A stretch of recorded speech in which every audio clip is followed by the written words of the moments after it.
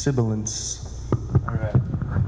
Hi, my name is Pat Sheridan. I am co-founder of a company that's actually here in Tech Corner called Modus Create.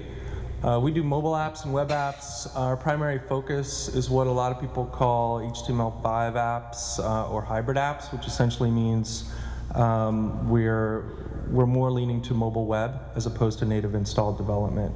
We're a partner with a company called Sencha. Some of you guys may know. Co-founder is Jay Garcia, who has written a book called EXTJS in Action and 2 books coming out, Sencha Touch in Action and EXTJS4 in Action. And we've been lucky enough to do work recently with NBC, Bloomberg, Ogilvy PR, and Intuit, enabling hybrid app strategy and development. And I guess what I'm showing you here, I don't have a presentation, so I'm kind of like doing the startup thing. I'm going to walk you through actually how we do UX on a couple projects we're actually doing and some proof of concepts we've delivered. And maybe it's worth just noting a minute on kind of my background. I started as an aerospace engineer at Virginia Tech. I ended up dropping out and getting a Bachelor of Fine Arts at the Corcoran in DC, and then an MBA at Georgetown. And I really see UX in kind of a progression of design thinking, which really ultimately leads to product strategy. So if you think about, if anyone here went through the first .com run-up, any of us? All right, so clearly not with companies that made it big, right? But the idea is that there's no more directors of internet, right? And 3 years from now, there's going to be no more directors of mobile. This is products, these are product development, and this is a channel. No. What? That's my job, no. Oh yeah? You got 2 years left. So we really try to look at product strategy, and we look at mobile as a channel. Mobile's not a bolt-on. It's not something that, if you think operationally, we talked a lot of CFOs and CTOs, and what they don't want to do is have a portfolio of technologies that's ever increasing, right? Especially at the enterprise level. You don't want to support iPhone development and Android development and BlackBerry because you're essentially rebuilding the same product several times. So that's why we're kind of all in on native web. And so I'll kind of cut to the chase here. This is a site that I think everybody knows, right? Wikipedia, featured article of the day, massive amount of content. And the challenge to us was turn this into a mobile web tablet magazine, focusing on article of the day. And if you look at Wikipedia, I mean, it's really no frills, right? I mean, it's all about the content, and the content is loosely linked together. And so what we're doing is essentially taking that same content and that structure and trying to create an experience that maybe you'll spend 5 to 15 minutes a day with, where you're coming in, and again, this is kind of wireframes as opposed to finished design, but you're dealing with the same information, but you're presenting it as if it were a magazine. So cover, some what's in this issue, table of contents, a way to look at an article. Now, if you've ever scrolled a Wikipedia article, you're talking about maybe 20 screen flows. I mean, these screens could be 10,000 pixels high. And so we're looking at how do we take this information and represent it, and maybe there's information that might be packaged in a way where we can't actually pull it out and style it ourselves. So how do we present a more interesting experience? And so what we're looking at doing is essentially looking at a teaser view, a semantic structure that breaks down an article, and then a full article experience. So, you know, one of the things I think from a UX designer's perspective is wireframes really don't show interaction. And mobile is a highly interactive experience. If you think about, you know, the difference, you could explain the difference between websites and mobile apps is a website is a guy with one finger, right? And all I can do is click. And a mobile app is something where you have gestures and you have multi-touch interactions, and you have a higher expectation of interaction and experience. And so what we're trying to do is tell a story and build a storyboard that implies certain animation. So if you want to view different aspects of the story, we can have a drawer come up, show you the full screen experience, navigate, double-click images to a gallery experience. But again, focusing on the visual, right, and focusing on the layout. So I want to show you guys something we did. And how many of you guys, sorry, I'm just kind of ad hoc here, but how many of you guys are doing HTML5 development or mobile web development? Okay, awesome. Anyone using Sencha Touch? Okay, cool. So we're hiring, so we'll talk to you guys later. But the idea is there's this notion of, well, if it's not a native iPad app, then what's the parity? What are we going to lose? Do we get 80% of the user experience? Do we get 60% of the user experience? So we did an engineering proof of concept. And when people, I think, when they think about HTML5 and mobile web, they're thinking this. They're thinking, oh, it looks like the Apple user interface app, very kind of form and button and toolbar, and that's cool, but it's cool if you're filling out a fishing license, but maybe it's not cool for a magazine. So what we did is we took an iPad app and ported it to HTML5. And we ported all of I'm trying to do this one-handed. We ported all the custom theme elements, interactive and dynamic charting, column layouts, 3-column layout flows, and issue browsing, all HTML5, one-to-one, the iPad experience. And so the idea is that when we kind of approach a project, we are an agile shop, and we're very much focused on how are we going to break this into work? How are we going to take this idea and turn it into a budget, right, and a cost? And so what we tend to do, and I'll show you guys this, our secret sauce, if you will. So how many of you guys have worked on a project that uses stories, task, point, sizing in an agile thing, right, to get a sense of velocity?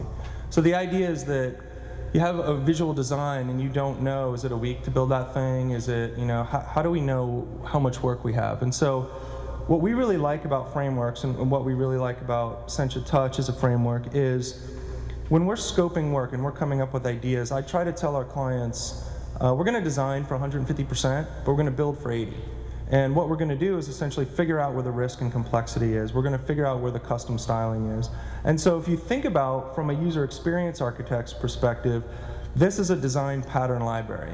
Does that term mean anything to the people in the crowd? Essentially, you want a toolbox, right? What are our transitions? What are out-of-the-box navigation elements? And then when you're scoping work, you want to say, all right, we have a UX, we have a visual design. How many components in that visual design are we just using out of the box? How many are we going to be extending? How many are we going to be custom writing a component? And then how much theme work is there?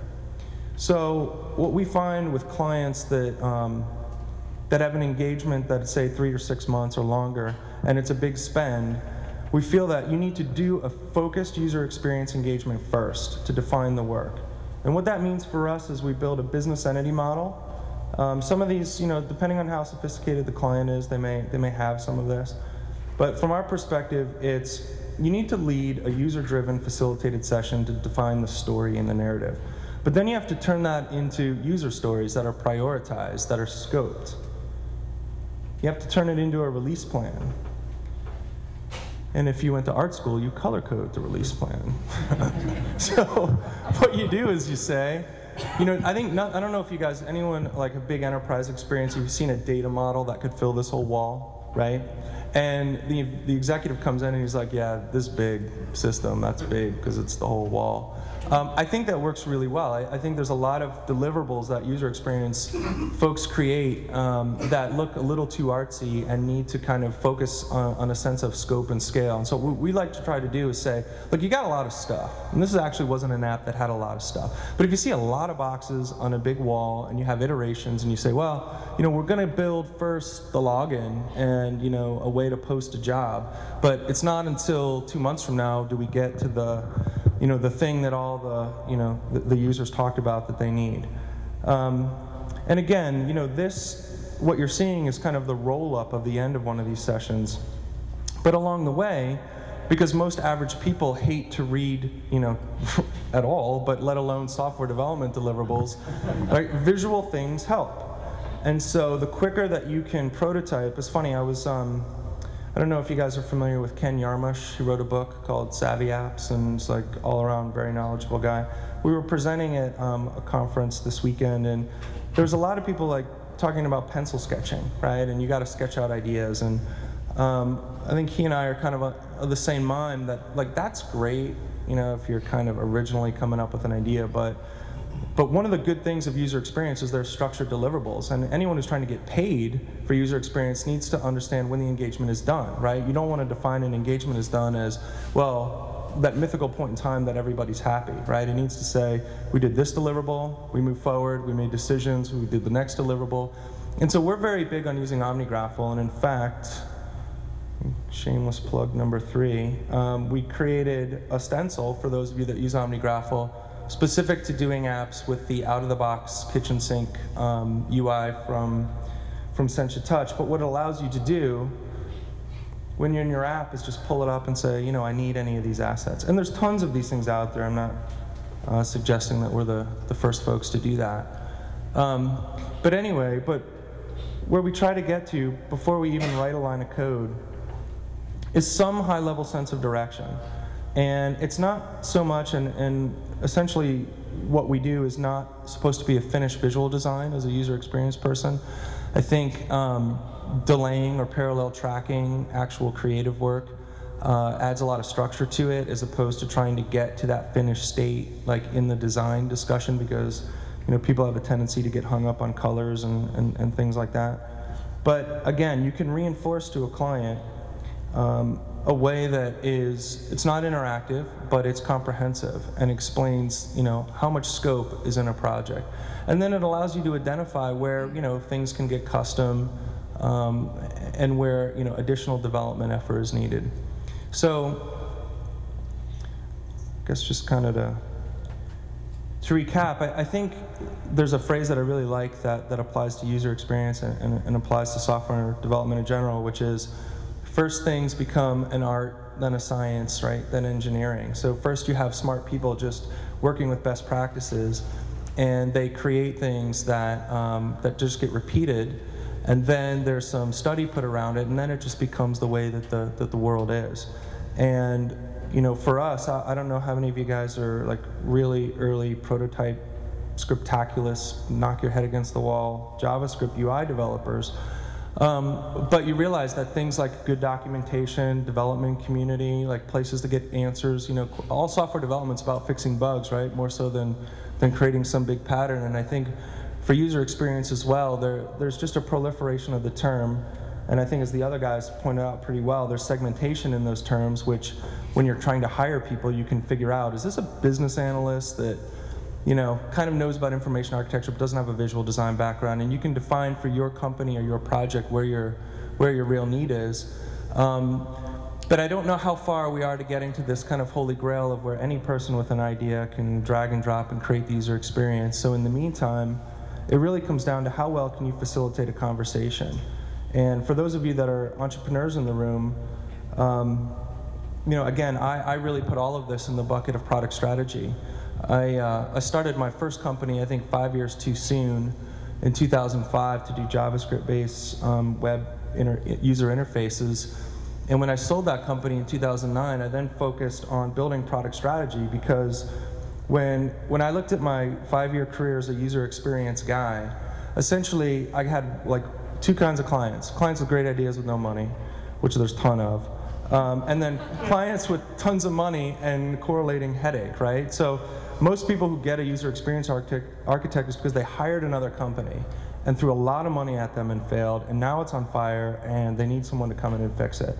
And I realized that you know, we were overly boutique, and the business value of what we were doing really correlated to a lot of my interest in taking clients from the waterfall to iterative software development methodologies, then to Agile, and creating a structure around the conversation of user experience, so that as a consultant who wanted to get paid, you know, you can come into a client and say, have you done discovery? Have you done design? Where are you with development? How can we stage to be 2 iterations ahead? How can we take business requirements from being text-based to prototype-based analysis and get things visual and just get people talking? So what that means as a company, and what we're doing with Modus, is essentially we do full stack product development, because that's what people actually want, right? To get it right the first time and deliver an entire product.